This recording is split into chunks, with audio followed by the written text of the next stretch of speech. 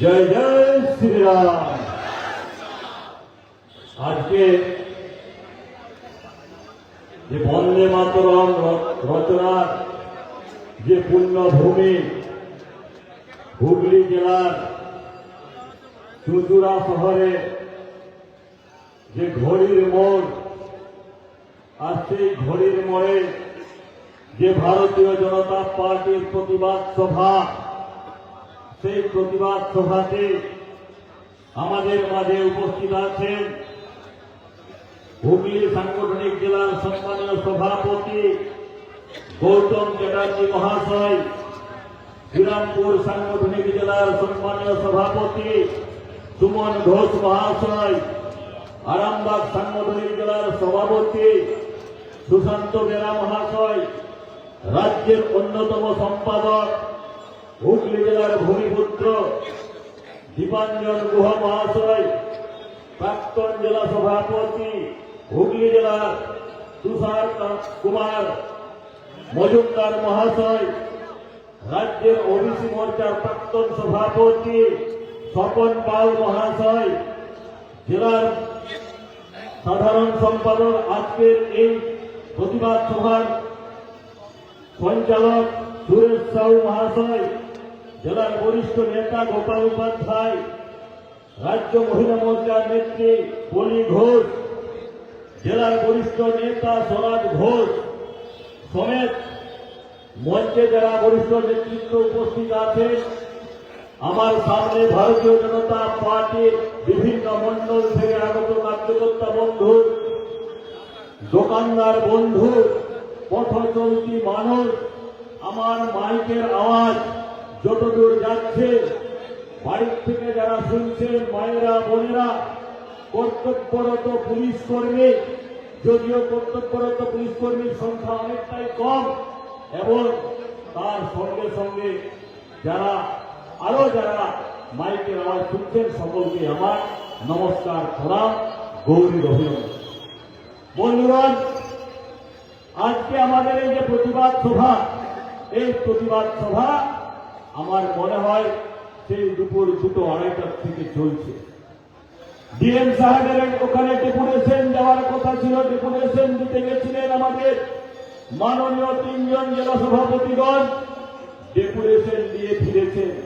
আমি জেলা সভাপতি গৌতম দাকে জিজ্ঞেস করলাম ডিএম সাহেব কি ছিলেন ডেপুটেশন নেওয়ার জন্য? তিনি বললেন না, তিনি কোন একজন সেখানে WBCS অফিসারকে বসিয়ে পালিয়ে গেছে।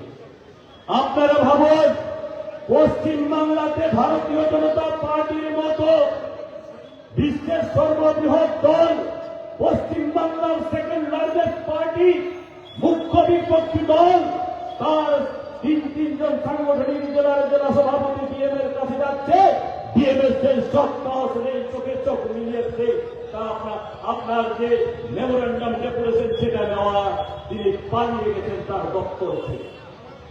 আজকে আপনারা ভাবুন, আজ দুপুরের থেকে সন্ধ্যা অবধি 23টা জেলাতে আমাদের কন্টিনিউ যে ডেপুটেশন, সেই ডেপুটেশনের প্রয়োজন কেন হলো? এই প্রতিবাদ সভার দেখুন, যে পিছনে ব্যানার আছে, 2 জন লিডারে আহত অবস্থায় হাসপাতালে শুয়ে আছে, সেরকম ছবি দেওয়া আছে। একজন আমাদের আদিবাসী নেতা খগেন মুর্মু, অপর একজন আমাদের বিধানসভার মুখ্য সচেতক শঙ্কর ঘোষ। আমরা দেখেছি সচরাচর যে কোনো নেতার ছবি যখন থাকে সোজা দাঁড়িয়ে আর তার একদম সোজাসুজি ছবি থাকে, কিন্তু আমরা কি দেখতে পাচ্ছি? রক্তাক্ত অবস্থাতে একজন আদিবাসী সাঁওতাল পরিবারের থেকে একদম নিম্নবর্গের থেকে উঠে আসা যে নেতা, তাকে রক্তাক্ত অবস্থাতে তাকে আমরা ছবিতে এখানে আমরা দেখতে পাচ্ছি। কেন বন্ধু? পশ্চিমবাংলার ক্ষেত্রে এরকম কেন হচ্ছে? কি এমন তারা অপরাধ করেছিল?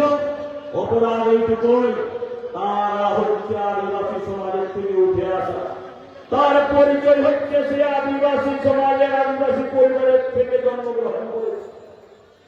পশ্চিমবাংলায় তৃণমূলের সরকার আসার পর থেকে আমরা যদি দেখি, সবসময় মমতা ব্যানার্জি এবং তার যে সাংগঠনিকরা প্রথম থেকে আদিবাসী বিরোধিতায় বেঁচে আছে। শুধুমাত্র নবান্নের থেকে যখন পেশ করেন,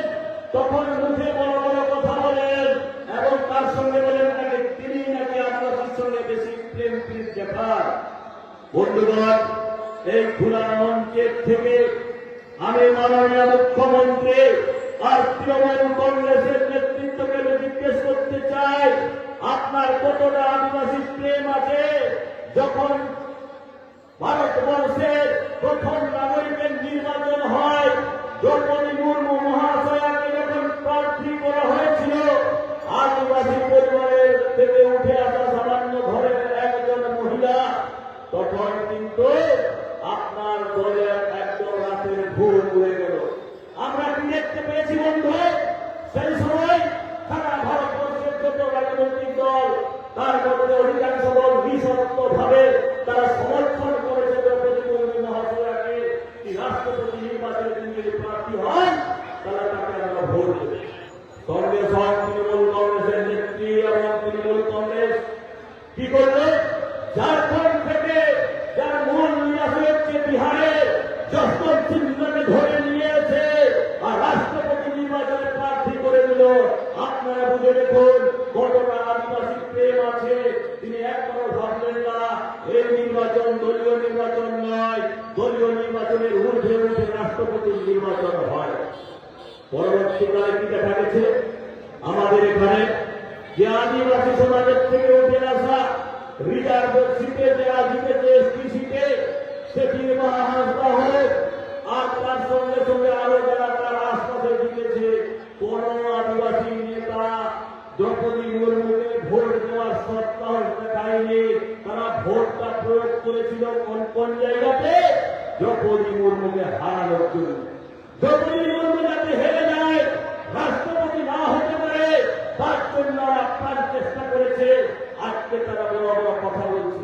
আদিবাসী সমাজের ভোট নিয়ে এমএলএ হয়েছে, আদিবাসী সমাজের ভোট নিয়ে এমপি হয়েছে, আর ভোট প্রয়োগ করেছে আদিবাসী সমাজের একজন মহিলা যখন দেশের প্রথম নাগরিক হয় তার বিরুদ্ধে। আমি বলতে চাই, তাদের দ্বিতীয় চরিত্র তারপরে সেটা ছিল রামনগরের বিধায়ক, তৎকালীন মন্ত্রী অখিল গিরে মাননীয় রাষ্ট্রপতি মহাদয়ের উপরে কুরুচিকর যখন কথা বলে, একদমই তৃণমূল কংগ্রেসের নেতা নেত্রীকে আমরা শুনতে পাইনি কি সে যে কথা বলেছে সেই কথা ভুল বলেছে, তাকে আমি নিন্দা করি, সেই কথার আমি প্রতিবাদ জানাই। তাও আমি বলতে শুনিনি মমতা ব্যানার্জির থেকে শুরু করে তৃণমূল কংগ্রেসের এই জেলায় জেলায় এরিয়া আছে কিংবা তার নিচে ব্লকের সভাপতি। আপনারা ভাবেন কিরকম আদিবাসী প্রেম?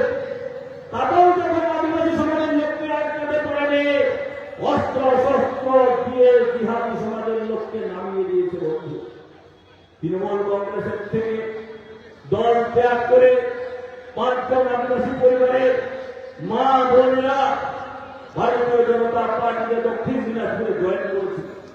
আপনারা মনে করে দেখুন, সেই সময় তৃণমূল কংগ্রেসের অফিসে দক্ষিণ দিনাজপুরের অফিসে সালিসি সভা হয়, আর সেই সালিসি সভাতে সেই মায়েদেরকে সেখান থেকে হামাগুড়ি দিয়ে দিয়ে দিয়ে দিয়ে বাড়ি ফিরতে হয়েছিল, দণ্ডি কাটিয়ে কাটিয়ে বাড়ি ফিরেছিল এই তৃণমূল কংগ্রেসের নেতা নেত্রীরা দক্ষিণ দিনাজপুরের।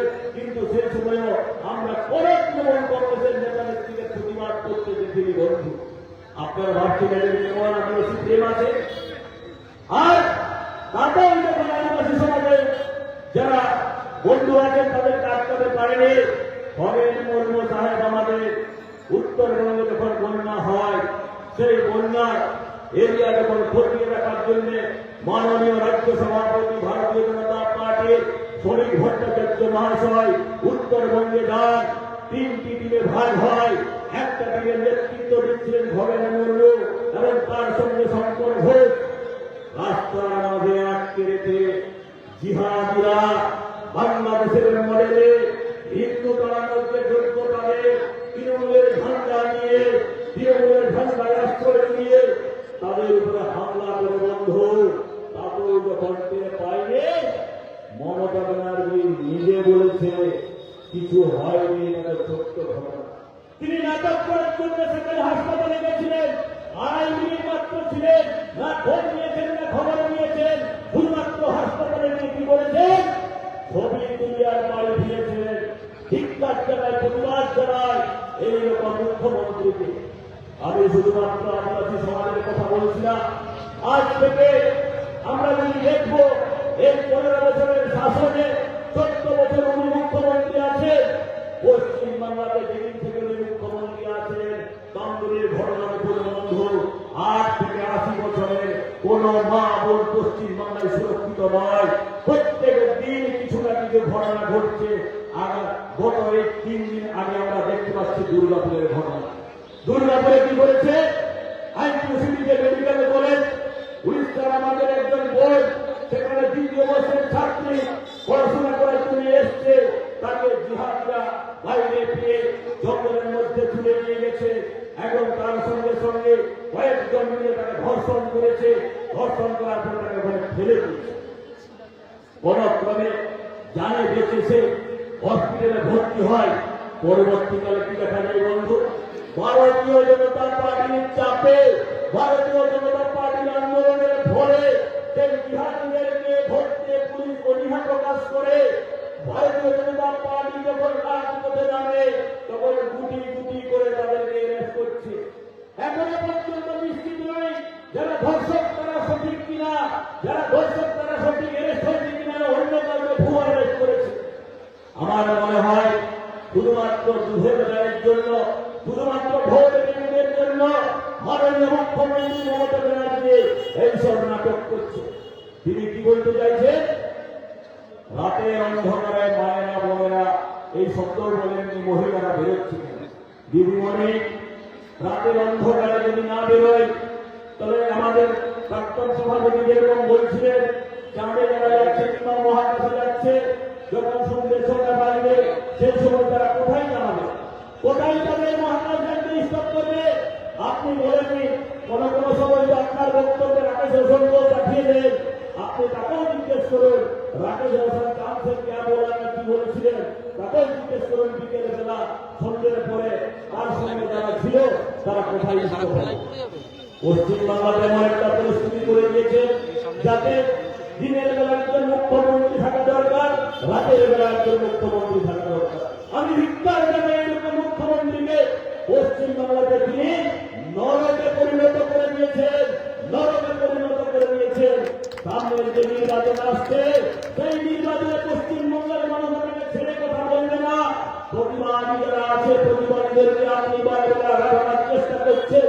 সেদিন দুর্গাপুরে ভারতীয় জনতা পার্টির নেতৃত্বে যখন আন্দোলন হচ্ছিল, আইনের জাম করে দিয়েছিল, আপনার সেই সময় যে দলরাজ পুলিশ আছে ভারতীয় জনতা পার্টির কার্যকর্তা সমেত আমাকেও বিজেন ঘরে তুলে নিয়ে গেলেন। এই পুলিশ বন্ধুদেরকে আমি জিজ্ঞেস করতে চাই, যখন অনুব্রত মন্ডল আপনাদের ঘরের মায়ের বোনদের উপরে কথা বলে, আপনার ঘরের মায়ের বোনদেরকে উপর যখন উল্টো পাল্টা কথা বলে, গালিগালাজ করে, যে শব্দ বলা যায় না সেরকম শব্দ বলে, তখন তো আপনাদেরকে শুধুমাত্র টেবিলের তোলাতে লুকিয়ে থাকার কোনো কিছু দেখা যায় না।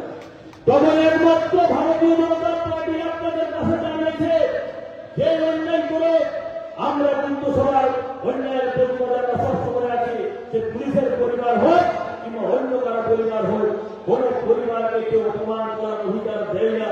অনুব্রত মন্ডলকে আমি এখান থেকে চেতাবনী দিতে চাই, 2026 আপনাদের খেলা ঘটন কেস যদি না হয়ে থাকে সেই ভিডিও রেকর্ড বের করে সেই সময় কেস বানাবো আর টানতে টানতে আপনাকে জেলে নিয়ে যাবো। যে ভাষা আপনি বলেছেন সেই ভাষা আপনাকে বোঝাবো।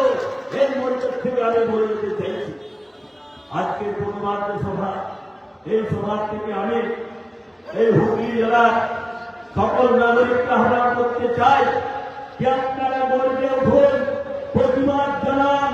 এই কিষাণ যোগে রাক্ষসী রূপে যে সরকার চলছে সেই সরকারকে 2026-এ মা গঙ্গার উপরে ভাসিয়ে দিন, বিসর্জন করে দিন। এই সরকারকে চাই না, চাই না, চাই না। এই সরকারের বিদায় হোক, এই সরকারের বিদায় হোক, মোদী সরকার হোক। আর যত সকল অত্যাচার করেছে কাউকে ছাড়া যাবে না।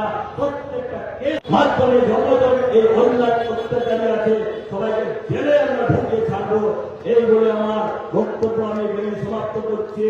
ভারত মাতাকে, ভারত